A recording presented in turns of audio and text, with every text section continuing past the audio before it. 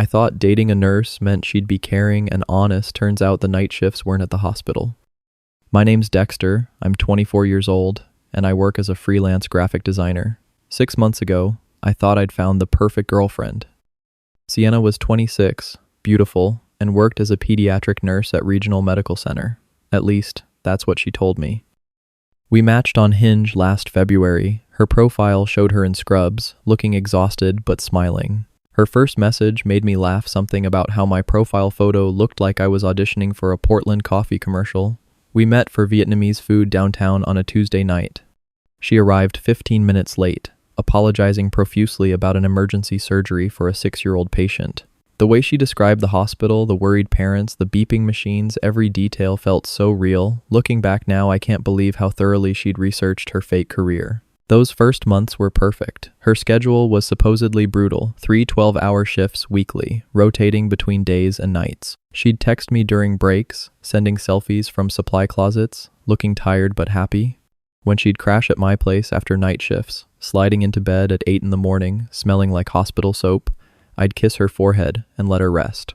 My best friend Kofi joked I was dating a ghost since he'd only met her twice in 6 months, but that made sense for a nurse's schedule, right? By month 4, I'd given her a key. By month 6, we were planning a Costa Rica trip for December. She had a drawer at my place, filled with scrubs and her coconut shampoo. We were even talking about moving in together. Then came that Wednesday in September when everything started unraveling.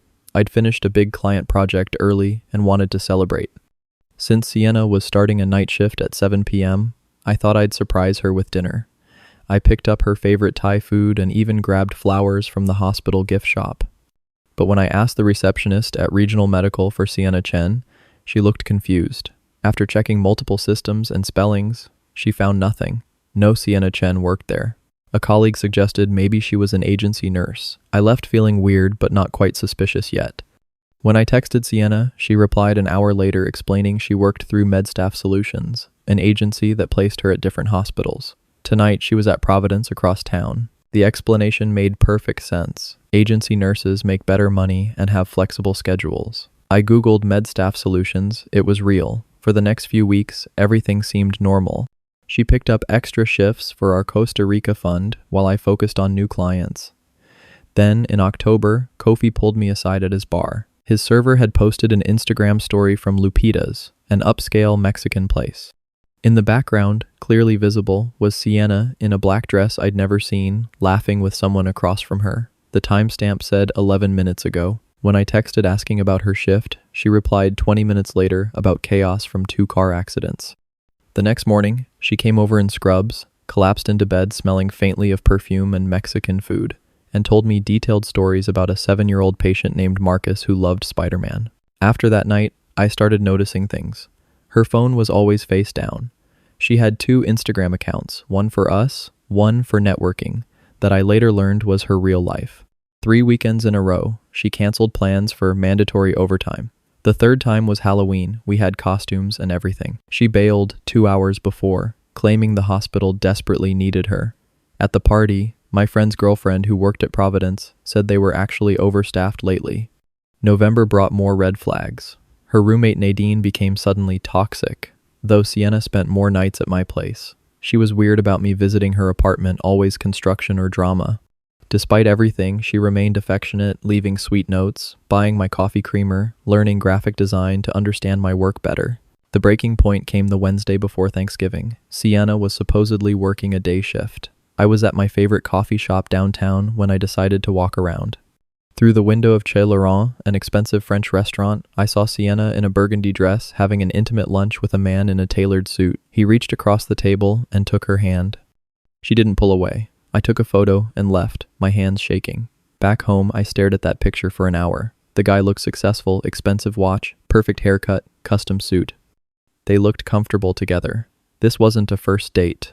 When Sienna came over that night in scrubs, talking about a premature baby's difficult case, I smiled and acted normal while dying inside.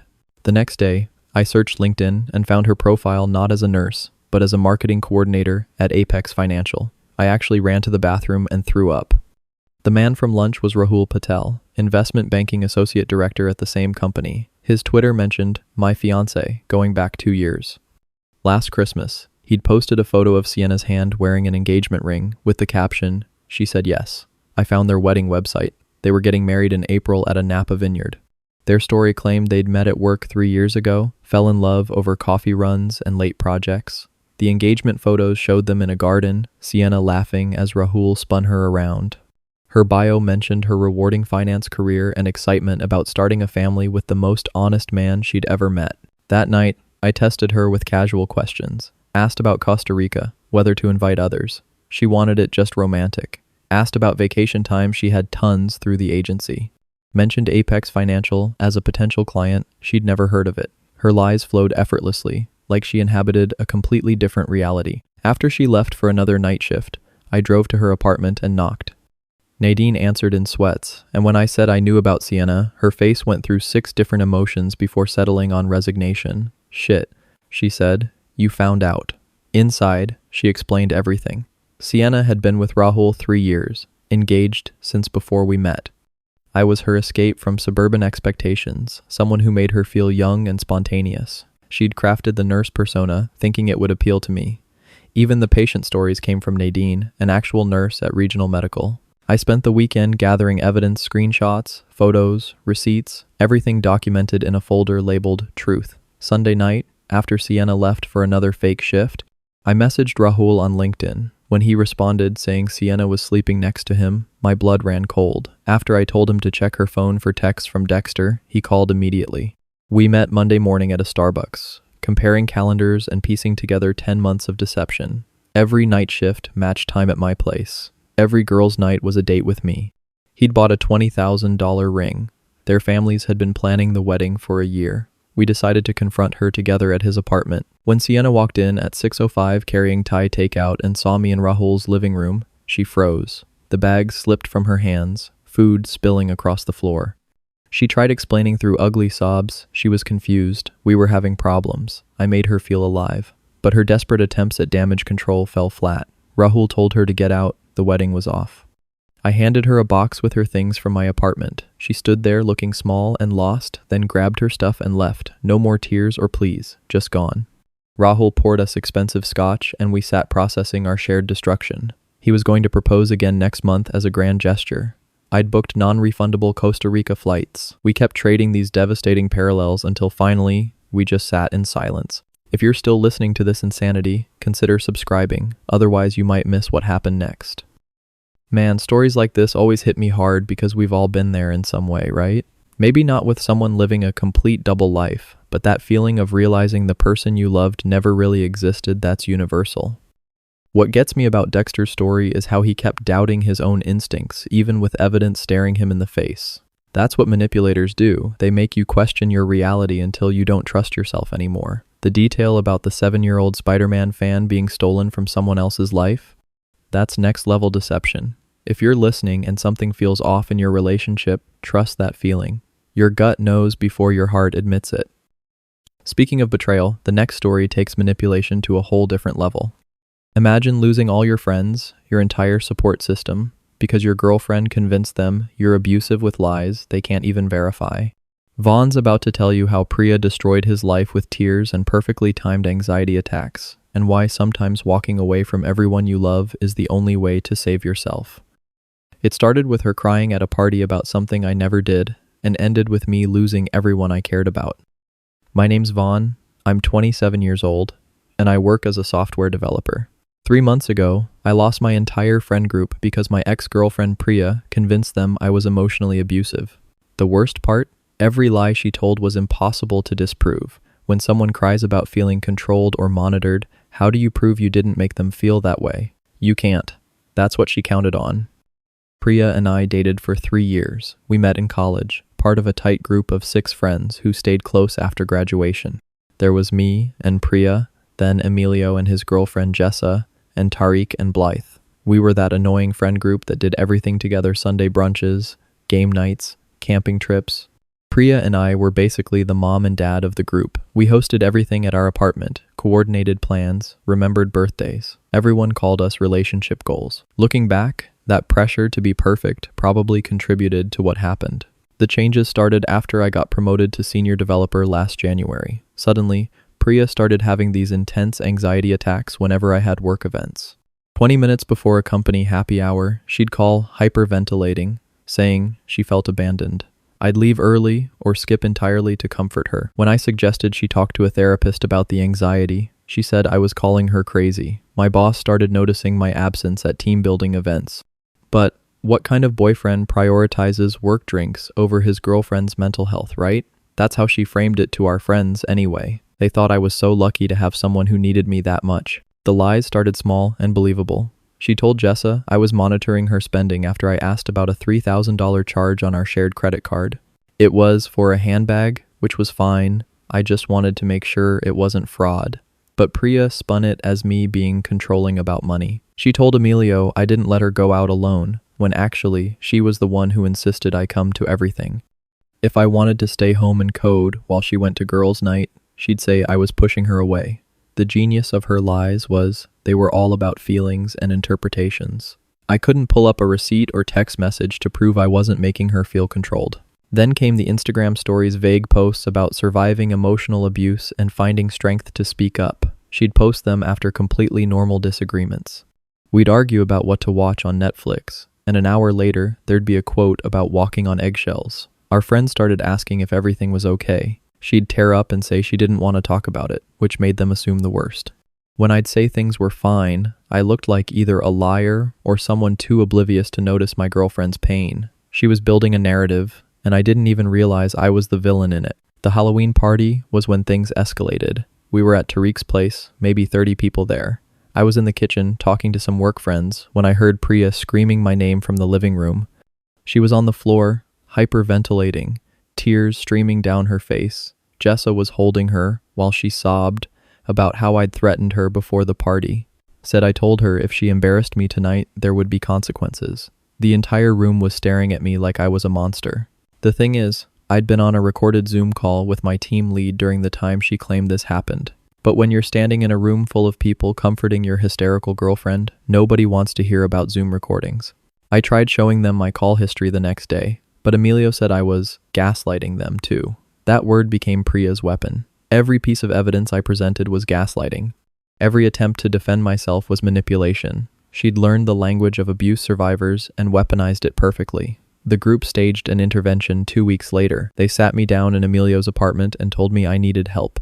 Said they'd been documenting my behavior, the times I'd been cold to Priya, the events I'd forced her to leave early, the way I isolated her from support. When I pulled up texts showing Priya begging me to leave those events, they said I was victim blaming. The breaking point came when Priya claimed I'd been secretly recording our arguments. She said she found an app on my phone, that I'd been building a case against her. There was no app. I showed them my phone, let them search it completely. But absence of evidence isn't evidence of absence, right? They assumed I'd deleted it. That's when I realized I couldn't win. Every denial made me look guiltier. Every piece of proof was manipulation. I was trapped in a narrative where defending myself proved I was exactly what she said I was. So I stopped defending myself. I just walked away. I left the friend group that night, blocked everyone except Emilio, who I thought might eventually see through it. Moved to a new apartment, threw myself into work, started seeing a therapist who specialized in emotional abuse. Ironic, right? She helped me understand what had happened.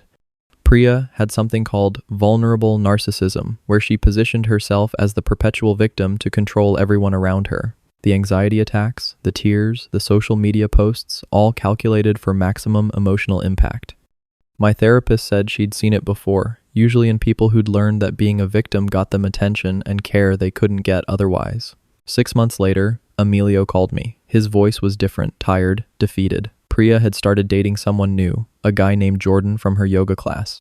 Within 3 months, she was posting the same vague Instagram stories, having the same anxiety attacks, making the same accusations. But this time, Emilio saw it happen in real time. Watched her scream at Jordan for something, then post about feeling unsafe an hour later. When Jordan tried to show Emilio texts proving Priya had started the fight, Emilio recognized the pattern. He called me to apologize, said the others were starting to see it too.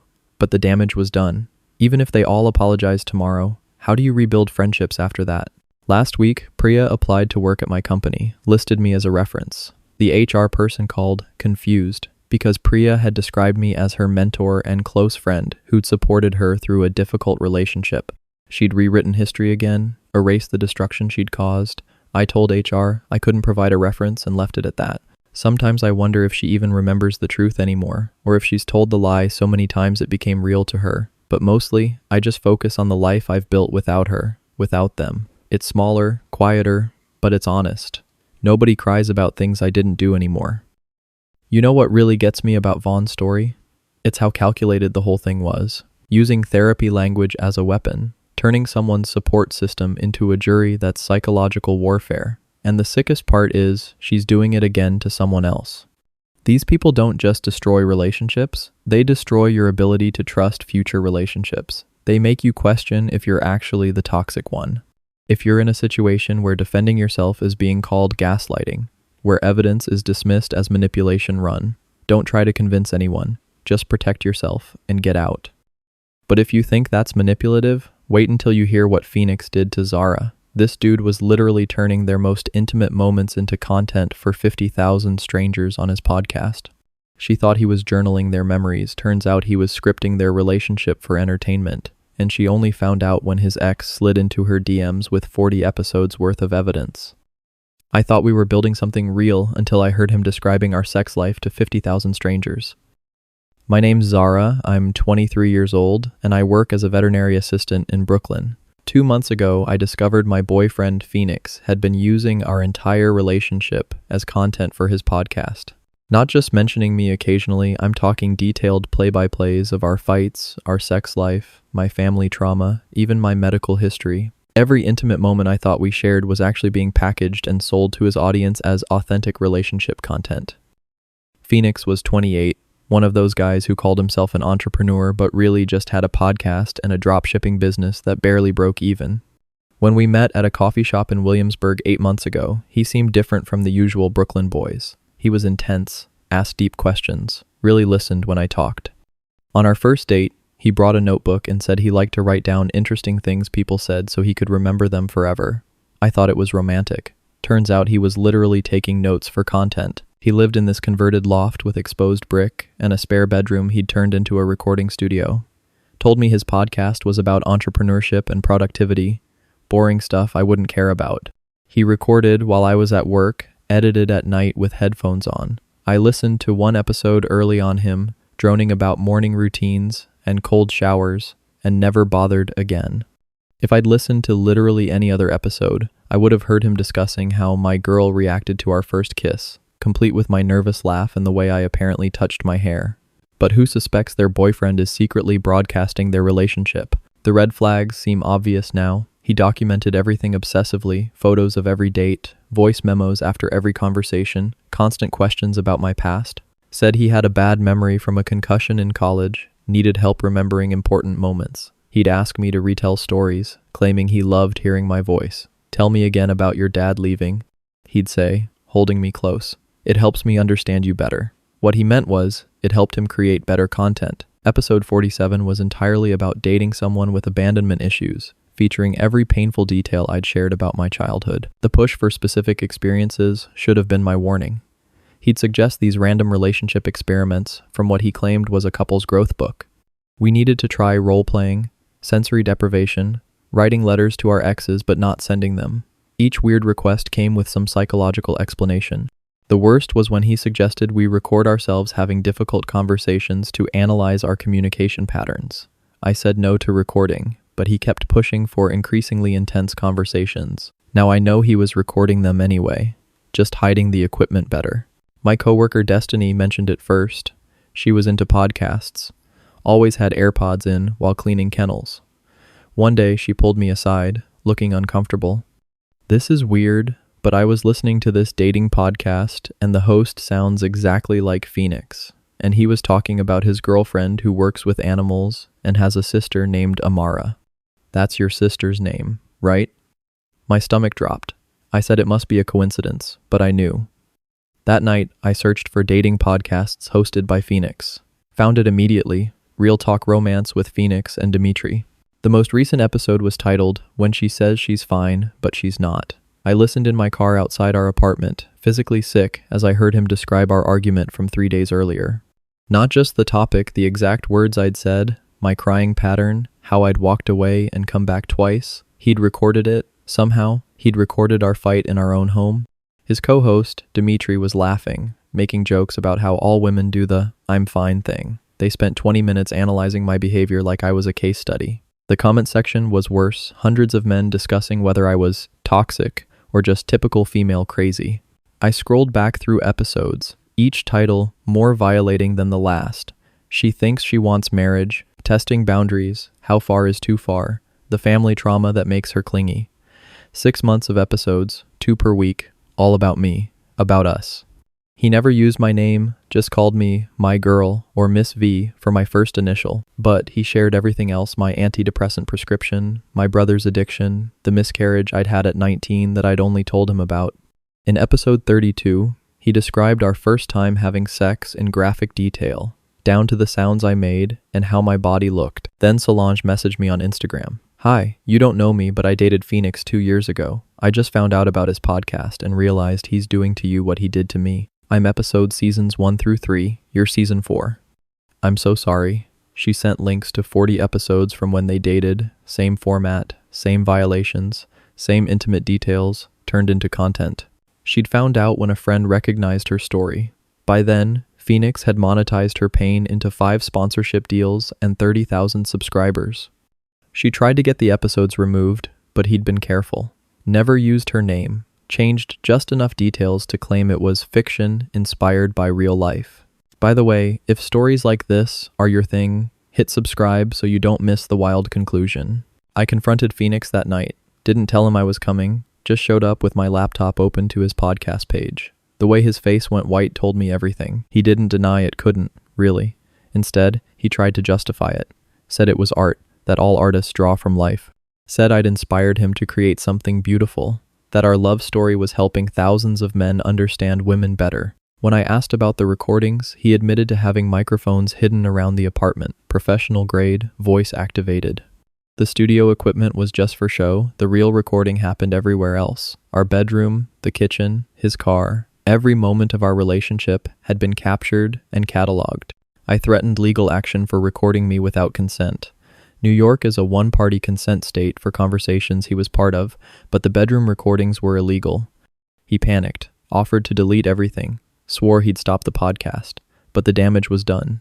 50,000 strangers had heard me orgasm. My trauma was dissected in hundreds of Reddit threads. My sister found clips on TikTok of men using our fights as examples of female manipulation.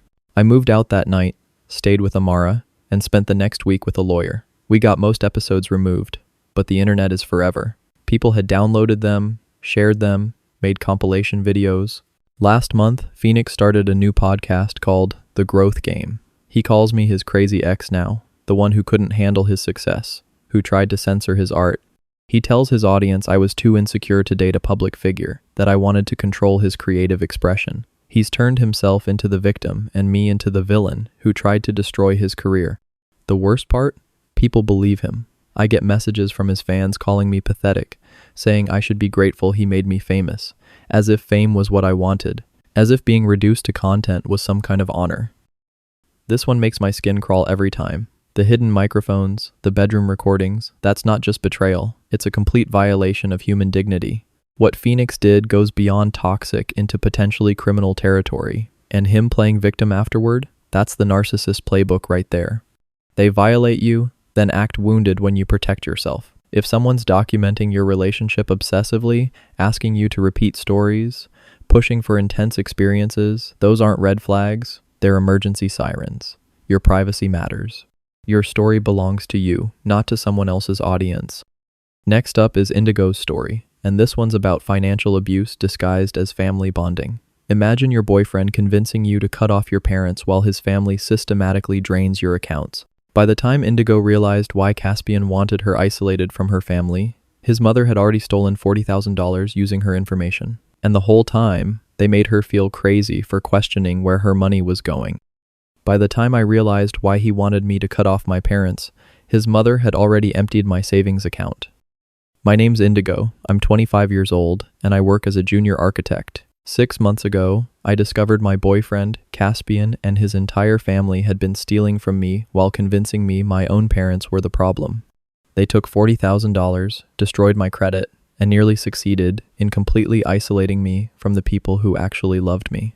The scariest part? I helped them do it, thinking I was building a future with the man I loved.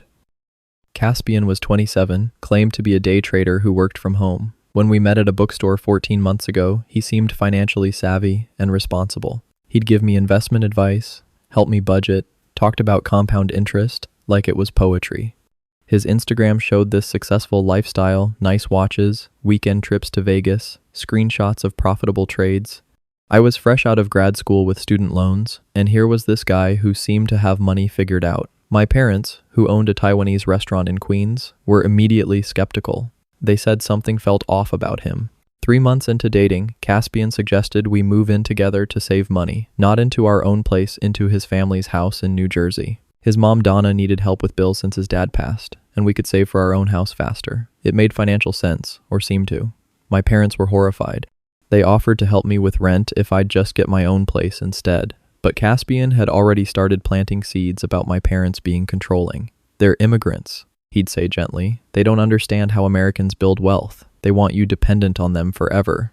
The comments escalated slowly. My parents calling every Sunday became, they don't respect boundaries. Their concern about my spending became financial manipulation. When they questioned why I was suddenly too busy for family dinners, Caspian said they were guilt-tripping me. He'd hold me while I cried about these manufactured conflicts, telling me it wasn't my fault my parents couldn't let go. His mother, Donna, was so different, warm, welcoming, treating me like the daughter she never had. She'd cook elaborate dinners, braid my hair, tell me how lucky Caspian was to find someone who understood family values. The irony makes me sick now. The financial abuse started almost immediately, disguised as planning for our future. Caspian suggested opening a joint account for our house savings. He couldn't use his name because of tax complications from his trading, but I could open one and add him. We'd both contribute monthly. Except his contributions were always delayed, a bad trading week. Funds tied up in investments, waiting for a big payout that never came. Meanwhile, I deposited $800 monthly like clockwork, watching our house fund grow. What I didn't know was that Caspian was withdrawing it just as fast, always when I was at work. Then came Donna's medical emergency. She needed surgery. Insurance wouldn't cover everything. Could we help? Of course we could. She was basically my mother-in-law. $1,500. Then complications arose. $3,000 more. Then physical therapy. $5,000. Caspian showed me medical bills, appointment cards, prescription bottles, all fake. I learned later. Donna was perfectly healthy, just excellent at crying on cue. The medical story was their go-to scam, refined over years. I wasn't their first victim, just their most profitable one.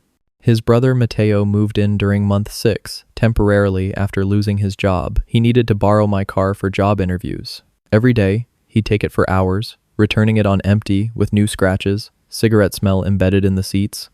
When I complained, Caspian said I was being classist, that not everyone had my privileges. My parents offering to help me get my own car became them, trying to buy my love. The psychology was brilliant. Every concern about his family became evidence of my family's toxicity. Every boundary I tried to set proved I didn't understand real love. By month 8, I barely saw my parents. Caspian had convinced me they were sabotaging my growth, that their old-fashioned mindset was holding me back. When my mom cried on the phone begging me to come home for my dad's birthday, Caspian held me and said it was manipulation, that healthy parents wouldn't make their child feel guilty for becoming independent. I missed the birthday dinner, sent a cold text saying I needed space. My dad texted back in Mandarin, "We love you no matter what," and I deleted it, thinking I was being strong. The credit cards came next. Caspian needed one for his trading platform, something about leveraging credit for investments. Just temporary, he'd pay it off monthly. Then Donna needed one for emergencies. Then Mateo for his job search expenses. I had 6 cards in my name within 2 months, all maxed out within weeks. When statements came, Caspian intercepted them, said he was managing our finances so I wouldn't stress. He'd show me fake spreadsheets proving our net worth was growing.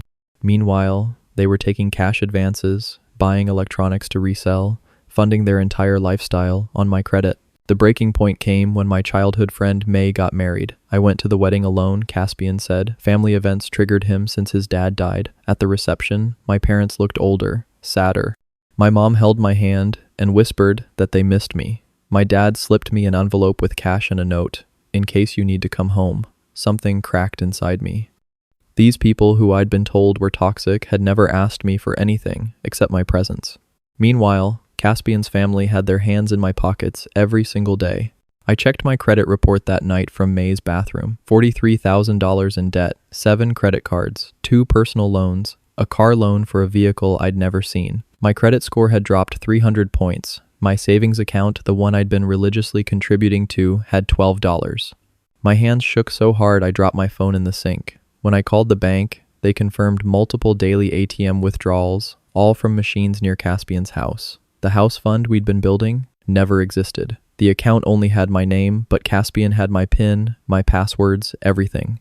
I didn't go back to the house that night. Went straight to my parents' restaurant at 1 a.m. They were still up, prepping for the next day. When they saw my face, they didn't say anything, just held me while I sobbed. The next morning, my dad called his lawyer. My mom called a forensic accountant.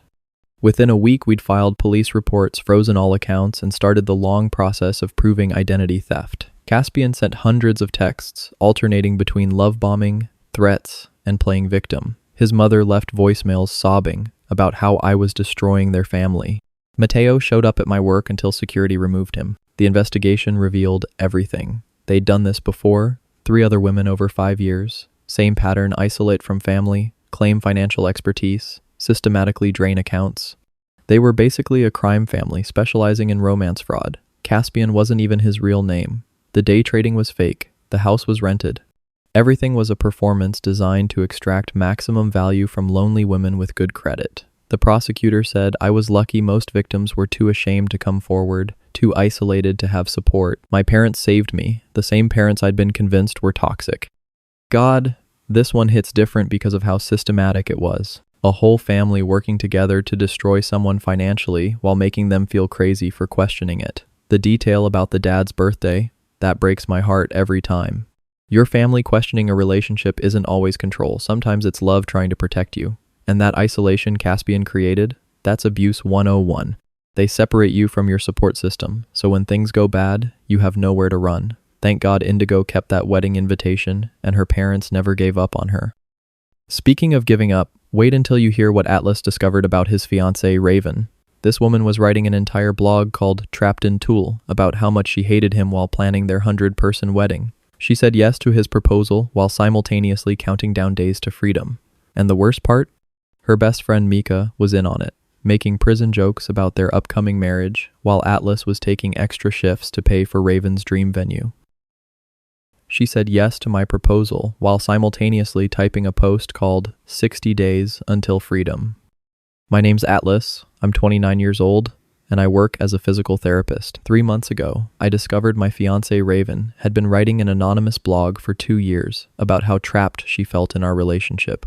While I was working extra shifts to pay for her dream wedding, she was posting detailed entries mocking my proposal, calling me human Ambien, and counting down the days until she could divorce me and take half my assets.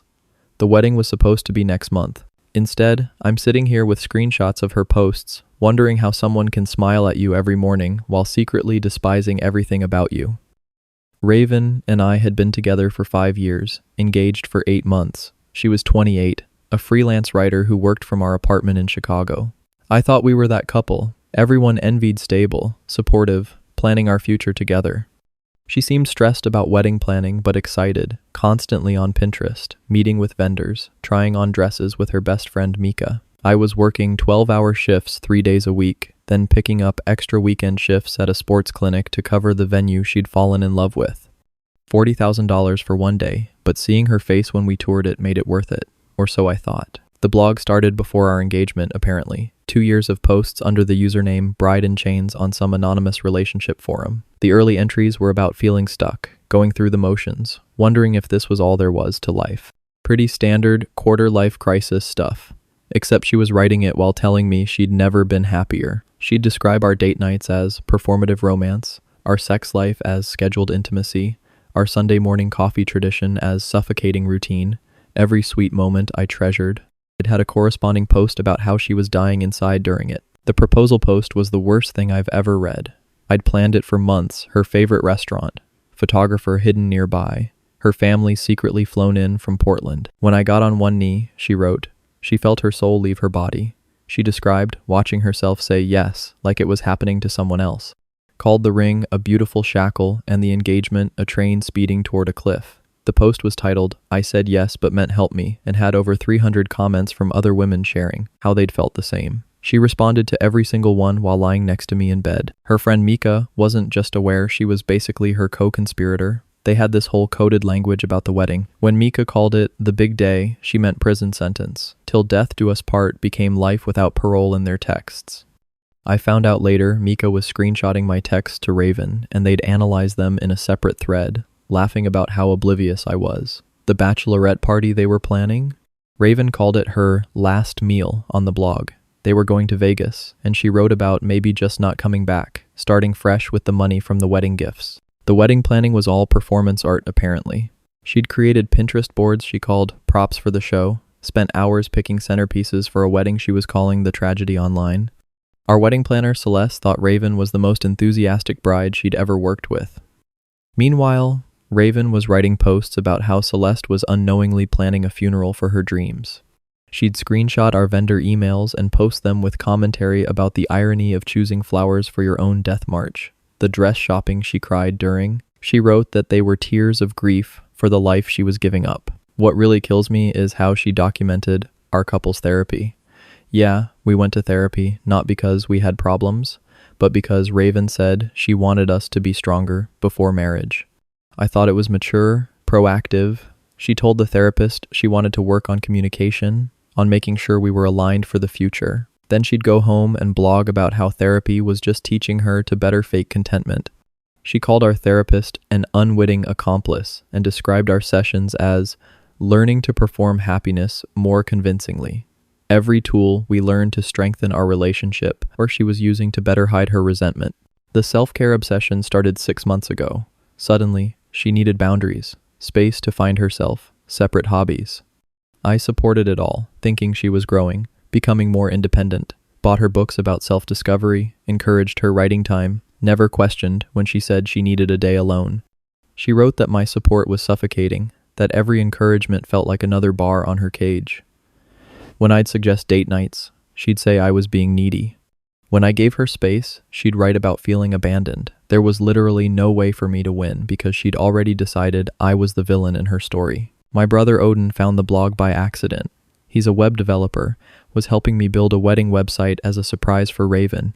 He was researching wedding blog designs and somehow stumbled onto Trapped in Tool. The writing style felt familiar. Then he saw a post about a physical therapist fiancé with a brother in tech. He called me immediately, his voice shaking. Atlas, you need to read this. Now. I was at work, between patients, read the entire 2 years of posts in the supply closet while my colleague covered for me. 137 posts about how much she hated her life with me. The confrontation happened at our venue during what she thought was a final planning meeting. I'd asked Celeste to be there as a witness. When Raven walked in, all smiles and wedding excitement, I had her blog pulled up on my laptop, started reading her posts out loud. Day 490 of pretending this man's stories are interesting, practiced my surprised face for the honeymoon he's planning, 7 days of feigning joy in Hawaii, had sex last night. Added another tally mark to my prison wall. Her face went white, then red, then just blank. Like she'd been caught but also relieved to finally drop the act. She didn't deny anything, didn't even apologize. Just said, I thought I could make it work. I wanted to want this. I asked why she didn't just leave. She said breaking up seemed harder than just going through with it. The wedding, the marriage, eventual divorce, it was all easier than admitting she'd wasted 5 years. Plus, her family loved me. Our friends were all couples, and starting over at 28 felt impossible. So she decided to white-knuckle it through marriage while documenting her misery for strangers online. When I asked if she ever loved me, she thought about it for so long that the silence was my answer. I canceled everything that day, sent screenshots to our guest list with a simple message. The wedding is off. Please respect our privacy. But there was no hour anymore. Raven moved out while I was at work, left a note saying she was sorry I found out that way. Not sorry for what she did, just sorry about the discovery method. She's engaged to someone else now, 8 months later. A guy from her writing group who'd been reading her blog the whole time, apparently. He knew exactly who she was and wanted her anyway. Her new blog is about their perfect love story, how he saved her from a life of quiet desperation.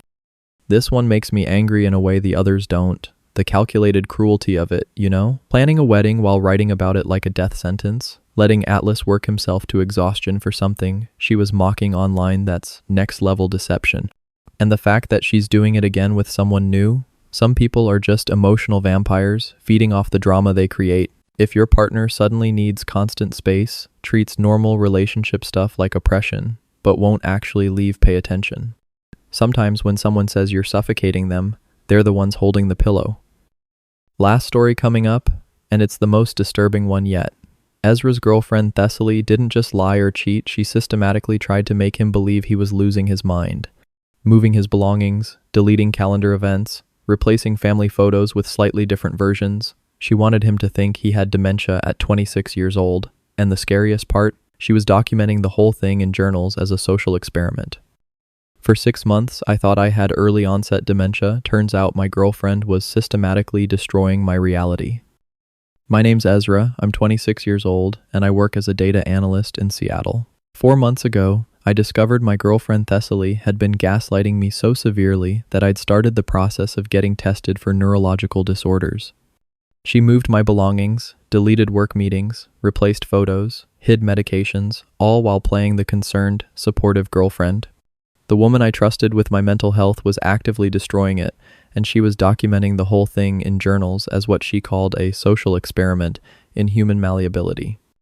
Thessaly was 24, a yoga instructor who presented herself as this ethereal, spiritual being, said she was an empath, could feel people's energy, wanted to help heal trauma through mindfulness. When we met at a meditation workshop 10 months ago, she seemed like exactly what I needed.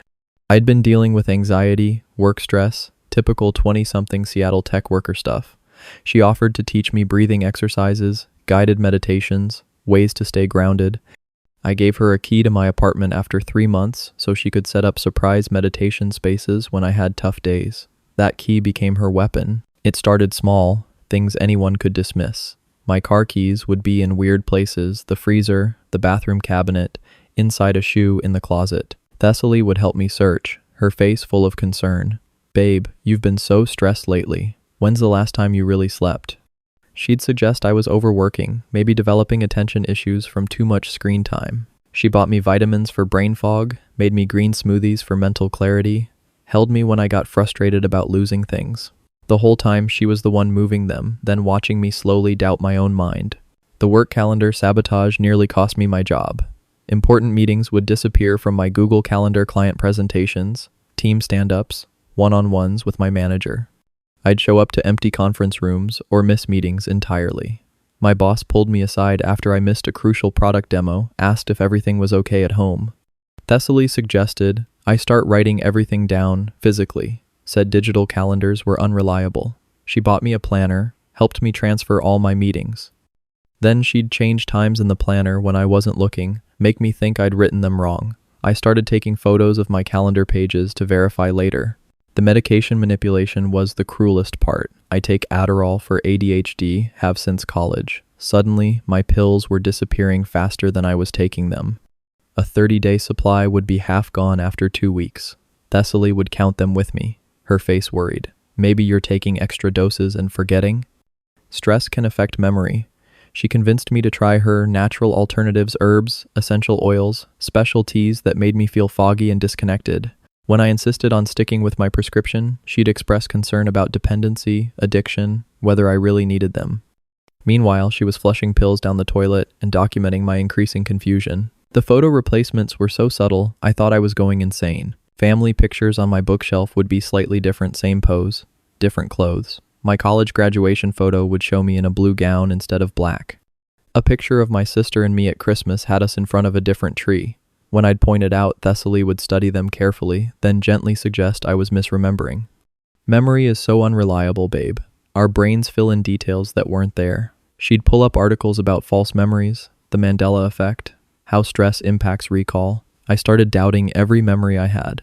My roommate Jin noticed before I did. He worked night shifts, saw things I missed, told me Thessaly came over during my work meetings, spent hours in the apartment doing something. He'd assumed she was cleaning or decorating, but nothing ever looked different.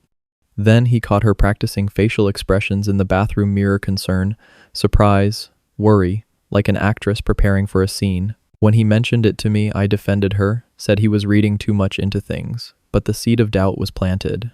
I started paying attention to her reactions, how they sometimes felt rehearsed, performed. The breaking point came when I thought I was developing early onset dementia. I'd been researching symptoms for weeks, convinced I had some degenerative disease. Thessaly would cry about it, say she'd take care of me no matter what happened. She drove me to a neurologist appointment that I later found out she'd canceled while I was in the waiting room. Told me the doctor had an emergency, we'd reschedule. That night, I installed hidden cameras without telling anyone. Just needed to know if I was actually doing things I couldn't remember. The next day, I watched her methodically go through my apartment for 2 hours, moving items, deleting emails, even practicing concerned speeches in front of my bathroom mirror. The footage was horrifying. She'd enter when I was in video meetings, visible on my laptop screen but unable to hear her. She had a notebook where she tracked what she moved. When I noticed, how I reacted.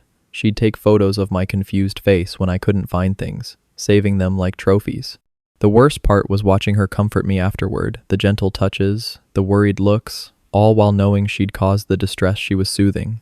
In one video, she actually smiled while holding me as I broke down about losing my mind, a genuine smile of satisfaction that disappeared the second I looked at her. I didn't confront her immediately. Instead, I kept recording for a week, building evidence. She escalated when I seemed less affected, like she needed to see me distressed. Hid my laptop before a big presentation. Moved my wallet when I was leaving for an important dinner. Changed my alarm so I'd oversleep. Each time, she'd swoop in with solutions, comfort, suggestions that maybe I needed professional help. She'd already researched therapists who specialized in early onset cognitive decline, had their numbers ready. The therapist she recommended most was someone she knew personally, probably part of her experiment. When I finally confronted her, I had everything: footage, her notebook I'd found hidden in her yoga bag, even screenshots of a private blog where she discussed her project. She didn't panic or deny it. She tilted her head, studied me like I was fascinating, and said, "I wanted to see how far someone could be pushed before they broke completely. You lasted longer than expected. No remorse, no explanation beyond curiosity." She'd done this before, to an ex named Kai who'd warned me too late. She called it research into constructed reality and induced helplessness. She had journals dating back years, documenting multiple victims. I got a restraining order, changed my locks, started actual therapy for the trauma she'd caused, but the damage was deep. For months, I'd photograph where I put things, verify appointments multiple times, question every memory. She'd rewired my brain to distrust itself. Even now, when I misplace something normally, my heart races. When a meeting moves, I panic. She stole my ability to trust my own perception of reality. Kai reached out after hearing what happened, said it took him 2 years to feel normal again. We compared notes. She'd used the same techniques, same escalation pattern, same practiced concern. We're both part of a police investigation now, trying to stop her from doing this to someone else. This is the one that genuinely scares me, the calculated psychological torture, treating someone's sanity like a science experiment that's beyond toxic, that's sadistic. The detail about practicing facial expressions in the mirror, that's some sociopath-level behavior. Gaslighting gets thrown around a lot these days, but this is what actual gaslighting looks like, deliberately making someone question their sanity for control or, in Thessaly's case, entertainment. If things keep mysteriously moving, if your reality feels unstable, if someone's concern for your mental health feels performative, trust yourself. Document everything. Your perception of reality is valid. And if you thought these 6 stories were wild, trust me, what comes next makes all of this look like child's play. Because the next stories isn't just about toxic relationships, it's about the moment you realize the person destroying your life might be your own family. Click the next video, and it will show you why blood being thicker than water sometimes just means it leaves a bigger stain.